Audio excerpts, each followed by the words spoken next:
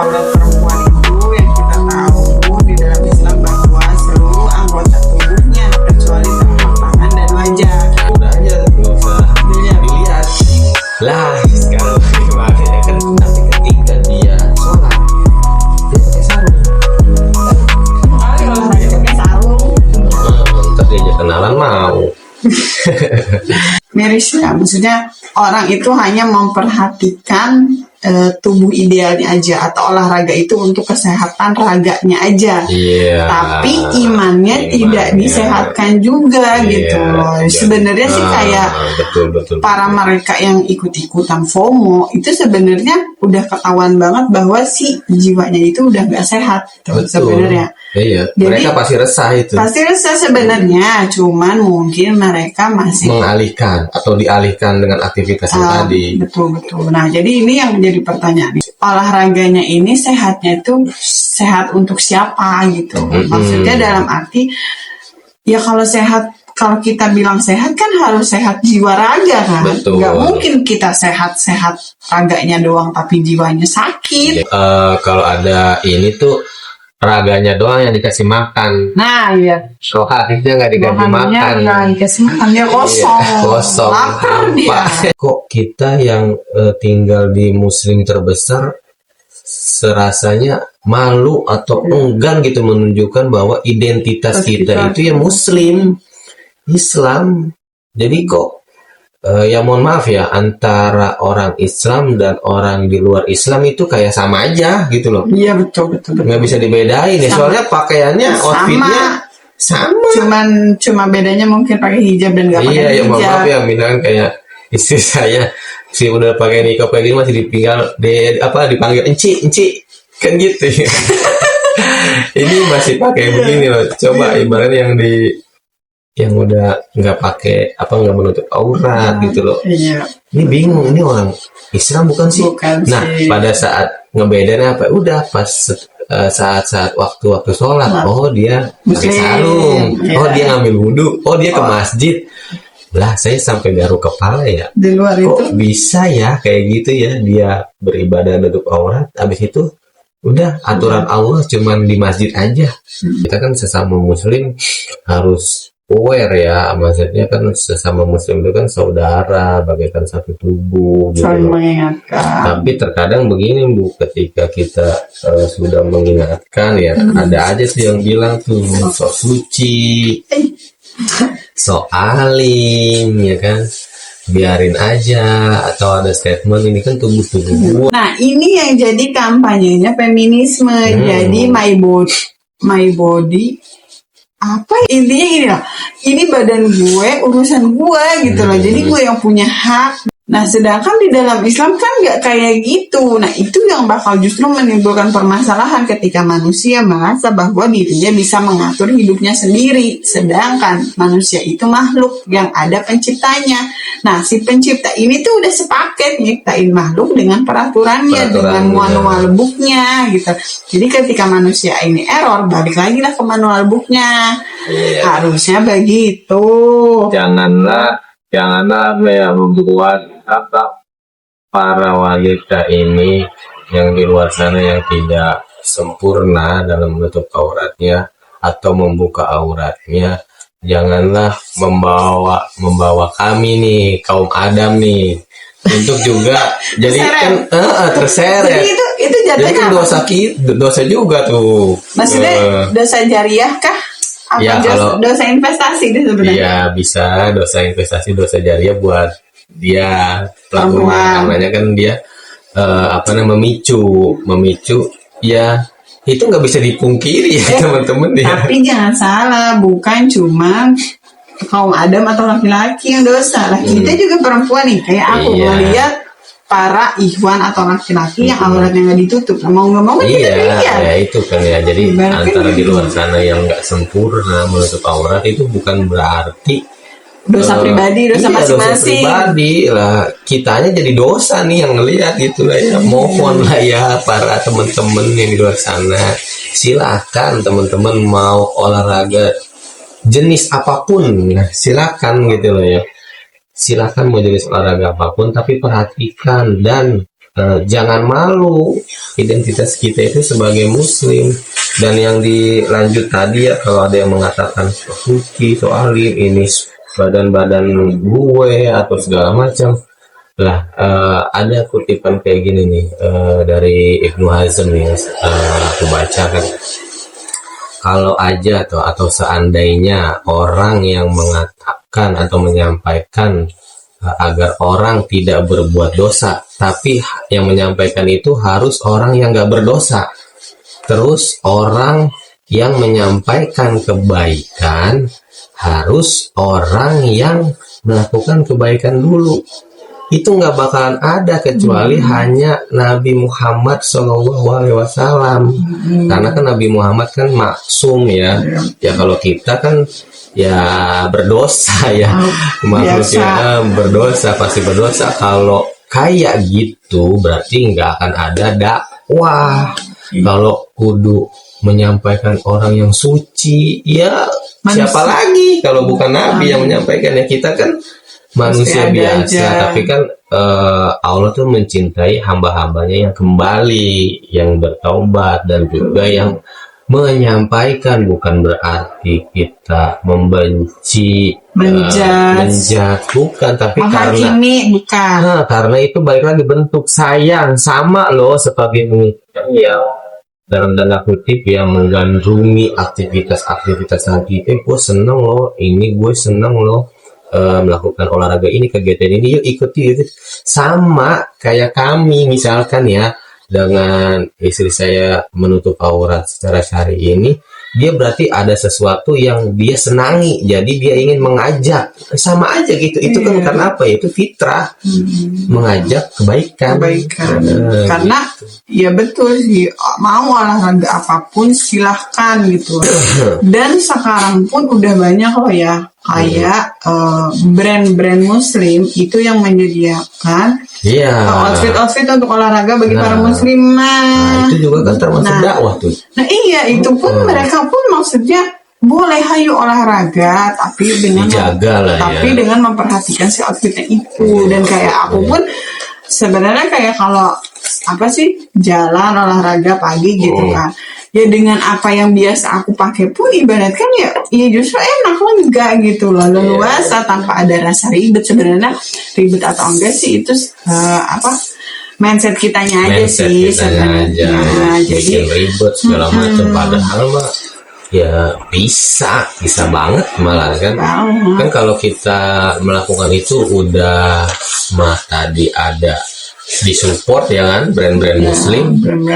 Apalagi yang kita maksudnya kita pilih, kita sebagai muslim ya kita belilah kan gitu. Jadi ada supportnya juga, ada identitasnya juga, kita sebagai muslim. Kita menunjukkan bahwa bisa kok olahraga dengan outfit yang memang menutup aurat, yang memang seharusnya nggak yang minim bahan, nggak yang harus mahal tapi dikit. Karena kan dari aktivitas tadi yang nggak dipungkiri juga, teman-teman yang sudah mengkaji ya, akhirnya karena FOMO tadi ya kan, akhirnya ketika ada jadwal yang berbenturan malah dia memilih jadwal yang itu. Iya, misalkan nih yang karena FOMO tadi gitu loh, bagi teman-teman kita yang sudah mengkaji Islam ya kan ya, ketika dia ada jadwal mengkaji Islam tapi ternyata berbarengan dengan kegiatan itu yang FOMO tadi itu, dia izin nggak masuk atau ya nggak jadi tuh kajian itu, mengkaji itu, dia malah memilih kegiatan yang ini, yang sport itu, menyehatkan badannya dulu. Itu kan artinya apa ya, sangat sangat disayangkan ya. Ibaratnya kita sudah dikasih circle, udah dikasih guru, udah dikasih apa yang dipelajari, apa yang dikaji, tapi ya lagi-lagi nih salah sama yang FOMO ini, itu sangat disayangkan. Jadi selama ini dia mengkaji Islam itu untuk apa gitu, balik lagi ya. Jadi memang ya untuk kita membentengi akidah itu harus luar biasa. Pertama, jangan lepas-lepas circle atau lingkungan kita yang udah kita dapat secara Islami nih ya kan ya Bu, seperti teman-teman yang mengkaji Islam secara kafah ini kan. Nah itu jangan ditinggalin teman-teman. Kalau ditinggalin, wah bahaya di luar sana. Jadi nanti bakal adu kuat-kuatan kan di situ tuh, dimana pemahaman dia atau pemahaman yang di luar sana itu nanti bisa dia balik lagi. Jadi apapun yang dia udah dapet di kajian tersebut tuh bisa jadi ya nggak masuk atau malah kalah. Begitu sih. Karena ya ibaratkan kita yang mempertahankan syariat itu satu orang, tapi di luar sana yang lepas dari syariat itu ada 5 ya. Kita yang diwarnai atau kita yang mewarnai. Iya, harusnya gitu. Ya itu ya dalam mengkaji Islam apa ini, dalam tetap berada di circle ini ya memang harus sabar dan istiqomah. Karena hanya itulah maksudnya yang dalam tanda kutip menjaga kewarasan kita lah ya, dalam tanda kutip di menyehatkan kolbu rohani. Kalau itu sudah diisi juga tuh rohaninya sehat, insya Allah raganya nanti olahraganya ini nih yang kayak gitu nih. Jadi apa namanya? Make sense beriringan tuh. Jadi bukan cuman fokus di badannya, body goals nih, ya kan gitu. Tapi rohaninya sakit. Ketika disentil, ketika dikomen sama netizen bermulut pedas, langsung ya nggak terima lah ya, karena tujuan dari olahraga dia itu ya body goals. Tapi body goals buat siapa? Bener, balik lagi buat siapa kan? Kalau buat diri sendiri yang ngapa dipertontonkan gitu loh. Udah aja olahraga di dalam rumah. Masih jadi fenomena, banyak orang yang masih ikut ke sana, belum ada yang aware dalam arti oh iya ya, kok kayaknya ada yang salah ya, kita olahraga tapi kok raganya doang, tapi kok jiwanya kok tetap kosong. Jadi ketika nih misalkan contohnya dia pergilah ke gym atau ke tempat olahraga, dia pulangnya itu badan dia jadi sehat tapi jiwanya dia tetap kayak kosong. Ya apalagi nih itu yang tadi maksudnya dari after covid tadi, dari sepeda, lari, terus badminton, segala macam. Nah itu ya karena rohaninya kosong itu, jadi dia ingin memenuhi nalurinya itu. Aduh apalagi sebetulnya itu rohaninya kan apa namanya, gorizatun tadayun itu yang harus dipenuhi juga. Jadi bukan cuman masalah kepuasan untuk memuaskan diri sendiri. Jadi untuk mensucikan agama itu berarti masuk dia kepada agama, mensucikan sesuatu itu juga harus dipenuhi. Jadi naluri-naluri itu memang jadi hanya mengalihkan, oh ini gue senang ini, akhirnya kalau ada tren ini ikut itu tanda-tandanya rohaninya, mohon maaf ya bisa dikatakan rohaninya sakit. Karena ya itu rohaninya sakit aja pelarian iya. Nyari apa lagi nih? Nyari barang-barang yang kemarin kan jadi mubazir ya kan, jadi terbengkalai gitu aja. Karena beda olahraga, beda beli outfit lagi. Iya, beda olahraga, beda outfit lagi. Sepatu aja buat sepeda ini, buat lari ini, buat pedal ini. Nah, kayak pedal sekarang, raket aja. Raket cewek ini, raket cowok ini. Kalau tenis, raketnya beda lagi gitu loh. Maksudnya nggak bakal ada habisnya sih sebenarnya. Kecuali kitanya yang membentengin diri, yang mencukupkan diri gitu loh. Ya mungkin seperti itu ya untuk episode kali ini. Dari fenomena-fenomena ini mungkin kita lebih aware kepada diri kita dan orang lain, bahwasanya yang kecipratan dosa itu ya orang lain juga teman-teman, karena kita yang membuka aurat kita. Jadi kalau kita juga udah aware kepada diri kita, otomatis kita juga sayang kepada orang lain. Karena kita udah menutup aurat, ya nggak ada lagi tuh celah-celahnya, kan gitu ya. Kalau kita membuka celah itu, ya wajar lah ada kasus-kasus pelecehan di luar sana. Gitu. Semoga kita sama-sama bermuhasabah gitu. Kita jangan cuma mensibukkan diri untuk membentuk tubuh kita atau mengolah raga kita atau mensehatkan raga kita, tapi juga kita harus mensehatkan iman kita juga. Kalau podcast kita ini, video kita ini bikin kalian mikir atau bikin kalian merasa terenyuh, ya mungkin alhamdulillah fungsi dari podcast ini tuh sampai kepada kalian. Iya, mungkin terakhir ya ini ya. Kalau udah ada yang tadi yang kayak tadi trigger itu seperti ini, mungkin terakhir ini, hidayah itu bagaikan mentari pagi yang terus menyinari apa yang udah pasti ya akan muncul nih ya, kalau memang belum kiamat ya.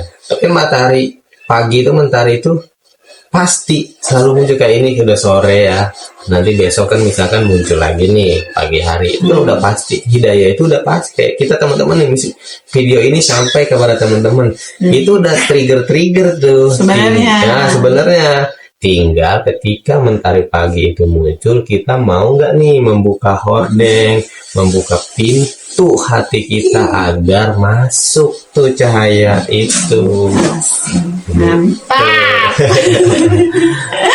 Ya, jadi makasih buat teman-teman, terus support, terus ikutin episode selanjutnya, dan kita tunggu kritikan dan saran, jadi biar kita juga ada ide. Mungkin itu ya teman-teman yang bisa kami sampaikan, informasikan sebagai semata-mata ini untuk mensiarkan bahwa kita harus pede sebagai identitas kita Muslim. Oke, seperti itu aja dari kami. Wassalamualaikum warahmatullahi wabarakatuh.